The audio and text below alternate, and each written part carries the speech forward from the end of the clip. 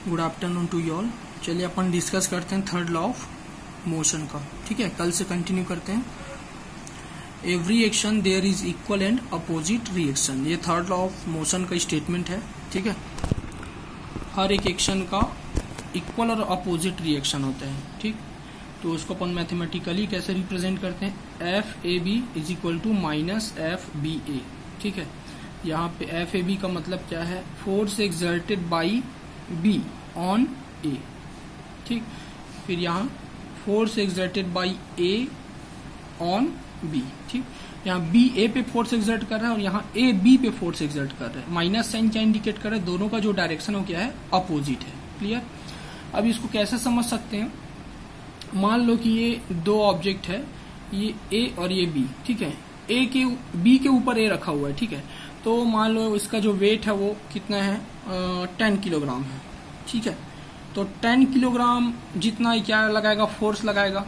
10 kilogram का equivalent force लगाएगा किधर, डाउनवर्ड डायरेक्शन में, अपने वेट के चलते। ठीक है, मैं 10 किलोग्राम का इक्विवेलेंट इसलिए बोल रहा हूँ क्योंकि वेट का जो यूनिट होता है वो न्यूटन होता है, मास का यूनिट जो होता है वो क्या होता है, किलोग्राम। और मास और वेट अलग अलग होता है, इसको अपन नेक्स्ट लेक्चर में समझेंगे। ठीक है, पहले आप समझ लो 10 किलोग्राम का इक्विवेलेंट फोर्स लगा रहा है डाउनवर्ड डायरेक्शन में।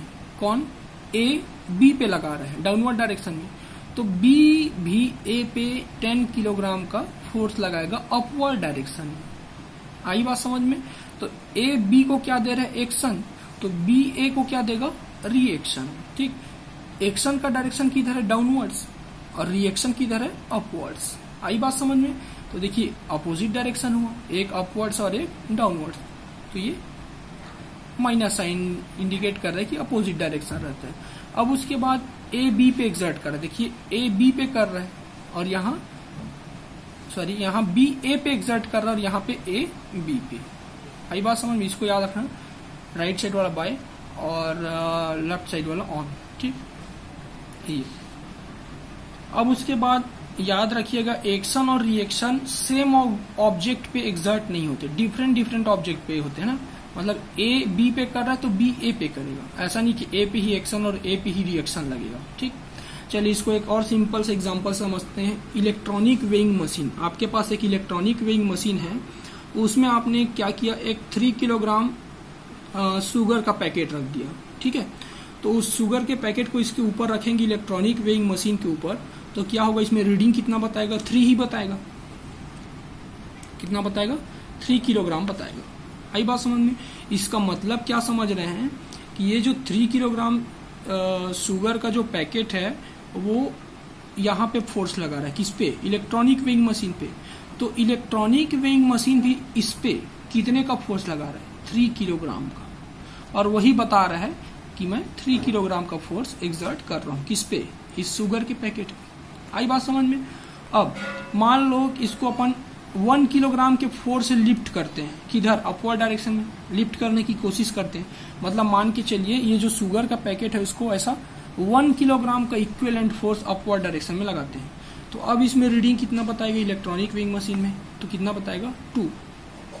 क्यों, क्योंकि अब इसका जो खुद का वेट था 3 किलोग्राम का इक्विवेलेंट जो डाउनवर्ड डायरेक्शन में था, अब कितना रहेगा, 2 का रहेगा। क्यों, क्योंकि अपन 1 किलोग्राम जितना फोर्स अपवर्ड डायरेक्शन में लगा रहे हैं। अभी भी ये लिफ्ट नहीं करेगा क्योंकि इसको लिफ्ट करने के लिए 3 किलोग्राम से ज्यादा का फोर्स लगाना पड़ेगा। ठीक है, तो रीडिंग कितना बताएगा, 2 किलोग्राम। अब ऐसा क्यों हुआ, इसका मतलब ये है कि ये जो शुगर का पैकेट है वो 2 किलोग्राम का एक्शन दे रहा है, किसको, इलेक्ट्रॉनिक वेइंग मशीन को। तो इलेक्ट्रॉनिक वेइंग मशीन भी कितने का रिएक्शन देगा, 2 किलोग्राम का। ठीक, चलिए अब 2 किलोग्राम के फोर्स से अपन क्या करते हैं, उसको लिफ्ट करने की कोशिश करते हैं। तो इसमें रीडिंग कितना बताएगा इलेक्ट्रॉनिक वेइंग मशीन में, अब बताएगा 1 किलोग्राम। ऐसा कैसे हुआ, क्योंकि अब 2 किलोग्राम का जो फोर्स है वो अपन अपवर्ड डायरेक्शन में लगा रहे थे और 3 किलोग्राम ऑलरेडी उसका डाउनवर्ड था, तो नेट कितना हुआ, 1 किलोग्राम का। कौन से डायरेक्शन में, डाउनवर्ड डायरेक्शन में।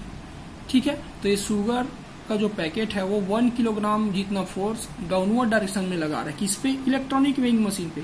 तो इलेक्ट्रॉनिक वेइंग मशीन भी इस पे कितना फोर्स लगाएगा, 1 किलोग्राम की जितना। यहाँ से रीडिंग कितना बताएगा, 1 किलोग्राम। अब मान लो अपन 3 किलोग्राम जितना फोर्स लगा रहे हैं, किस पे, शुगर के जो पैकेट है उस पे, ठीक, अपवर्ड डायरेक्शन में, तो ये क्या जस्ट लिफ्ट की कंडीशन में रहेगा। आई बात समझ में? जस्ट लिफ्ट की कंडीशन का मतलब अब थोड़ा सा भी और ज्यादा फोर्स लगाओगे तो वो लिफ्ट कर जाएगा। तो बताइए अब इसमें रीडिंग कितना बताएगा, तो कितना बताएगा 0। आई बात समझ में? मतलब यहाँ पे एक्शन कितना हो गया 0। कहने का मतलब ये है कि जो शुगर का जो पैकेट है वो इलेक्ट्रॉनिक वेइंग मशीन पर 0 फोर्स लगा रहा है, क्योंकि इस पे नेट फोर्स 0 हो गया ना।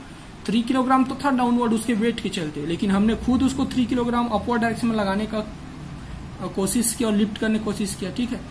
तो यहाँ पे नेट फोर्स कितना हुआ इस पे 0। तो एक्शन अगर यहाँ पे हो गया 0, एक्शन डाउनवर्ड डायरेक्शन में जो एक्शन लग रहा हो गया 0, तो ये इलेक्ट्रॉनिक वेइंग मशीन भी इस पे कितना रिएक्शन लगाएगा 0, क्योंकि यहाँ पे बोला है जितना एक्शन रहेगा उतना ही क्या रहेगा, रिएक्शन रहेगा। तो एक्शन का वैल्यू 0 मतलब रिएक्शन भी क्या रहेगा 0, और इस तरह से यहाँ पे रीडिंग क्या बताएगा 0। आई बात समझ में? तो ये होता है एक्शन और रिएक्शन। याद रखिएगा डिफरेंट ऑब्जेक्ट पे वर्क करता है, अपोजिट डायरेक्शन में वर्क करता है, और क्वांटिटी इक्वल रहते हैं। ऐसे एक और एग्जांपल आपके बुक में दिया हुआ है, आप सभी लोग इसको रीड कीजिएगा, क्लियर हो जाएगा, ठीक है। ये स्प्रिंग बैलेंस है, ठीक। ए बी पे जितना फोर्स एक्सर्ट कर रहा है, बी भी ए पे उतना फोर्स एक्सर्ट कर रहा है, ठीक। और next topic is the law of conservation of momentum. तो law of conservation of momentum क्या रहेगा, अगर there is no unbalanced force acting on them, ठीक है, कोई भी जो ऑब्जेक्ट है, कोई भी सिस्टम है, उस पे नेट जो फोर्स है, या फिर बोल सकते हैं अनबैलेंस्ड जो फोर्स है, उसका वैल्यू अगर 0 है, तो उसका जो नेट मोमेंटम वो क्या रहेगा, कंजर्व रहेगा। कंजर्व मतलब कांस्टेंट, चेंज नहीं होगा, जितना पहले था उतना ही रहेगा। इसी को बोलते हैं law of conservation of momentum. लेकिन कब रहेगा, जब अनबैलेंस्ड फोर्स का वैल्यू क्या रहेगा 0, ठीक। देखिए यहाँ पे 2 बॉल है, जिस एक ए और एक बी, एक का मास ma, एक का मास mb, ठीक। इनिशियल वेलोसिटी कितना ua और इसका ub, इनिशियल वेलोसिटी दोनों मूव कर रहे हैं, ठीक है, रेस्ट में नहीं है। अब क्या होगा, मान लेते हैं कि ये जो ua है मतलब a का वेलोसिटी b से ज्यादा है, और दोनों सेम डायरेक्शन में जा रहा है, तो प्रैक्टिकली आप सोच सकते हो कॉमन सेंस लगा के कि कुछ देर बाद दोनों कोलाइड करेंगे, टकराएंगे एक दूसरे से। तो कोलाइड करने के बाद उनका वेलोसिटी क्या हो जाएगा, चेंज हो जाएगा। आई बात समझ में? दोनों एक दूसरे से कोलाइड किया और कोलाइड करने के बाद उसका वेलोसिटी कितना हो गया, तो ए का वेलोसिटी कितना हो गया va, ua पहले था और फाइनली कितना हो गया va। इसका वेलोसिटी ub था तो क्या हो गया vb आफ्टर कोलिजन। तो इसका मोमेंटम कंजर्व है कि नहीं ये अपने को पता करना। अब देखिए फोर्स हमने नहीं लगाया, इन दोनों ने एक दूसरे पे लगाया। आई बात समझ में? ए बी पे लगाया और बी ए पे लगाया। अब बताइए ऑब्जेक्ट ए और ऑब्जेक्ट बी एक दूसरे के साथ कोलाइड कर रहे हैं, तो फोर्स हम लोग थोड़ी लगा रहे हैं, एक्सटर्नल फोर्स थोड़ी लग रहा है, वो तो ए बी पे लगा रहा है और बी ए पे लगा रहे हैं। तो यहाँ पे चेक करना है कि मोमेंटम जो कंजर्व रहता है कि नहीं। चलिए कैलकुलेशन पोर्शन पे आते हैं। सेकंड लॉ ऑफ मोशन हमने देखा था, ठीक है, फॉर्मूला आप सभी को पता होगा। क्या होता है, force is equal to rate of change in momentum. तो सबसे पहले ए बी, ठीक है, आप सभी लोग करेक्शन कर लीजिएगा, यहां से एफ ए बी नहीं, ये एफ बी ए है, ठीक है। देखिए मैं ऐसा क्यों बोल रहा हूं, एफ बी ए का मतलब अभी मैंने कुछ देर पहले आपको क्या बताया था, force exerted by A on B, मतलब ए एक्सर्ट कर रहा है किस पे, बी पे, तो मोमेंटम किसका चेंज होगा, बी का। देखो यहां से बी का चेंज हुआ है, तो वैसे यहाँ पे बी ए पे फोर्स एक्सर्ट कर रहा है, ठीक है, बी ए पे फोर्स एक्सर्ट कर रहा है, तो मोमेंटम किसका चेंज होगा, ए का। तो देखिए यहाँ से ए का चेंज है, ठीक।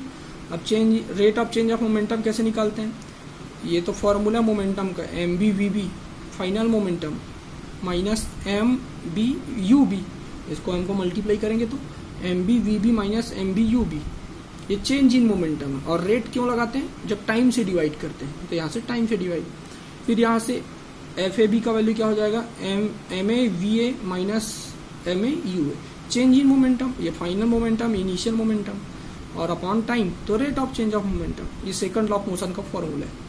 अब थर्ड लॉ ऑफ मोशन से क्या होता है, अभी कुछ देर पहले देखे थे, every action there is equal and opposite reaction. तो यहाँ से F A B is equal to minus F B A. तो आप ये यहाँ से करेक्शन उसको कर लीजिएगा, जहाँ पे एफ बी ए रहेगा वहां पे ये वाला वैल्यू पुट करेंगे, एफ ए भी रहेगा वहां पे ये वाला वैल्यू पुट करेंगे। तो इस तरह से ये इक्वेट करेंगे। अब इक्वेट करने के बाद सॉल्व करेंगे तो देखिए यहाँ से टी कैंसिल हो गया, दोनों टी कैंसिल हो गया। अब इसको आप ये माइनस का साइन लगा इसलिए यहाँ पे लगा देंगे, ठीक है। अब आप अपने हिसाब से देख लीजिएगा करेक्शन करने के बाद किधर माइनस का साइन लग रहा है, और थोड़ा सा सॉल्व करेंगे मैथ्स, है ना।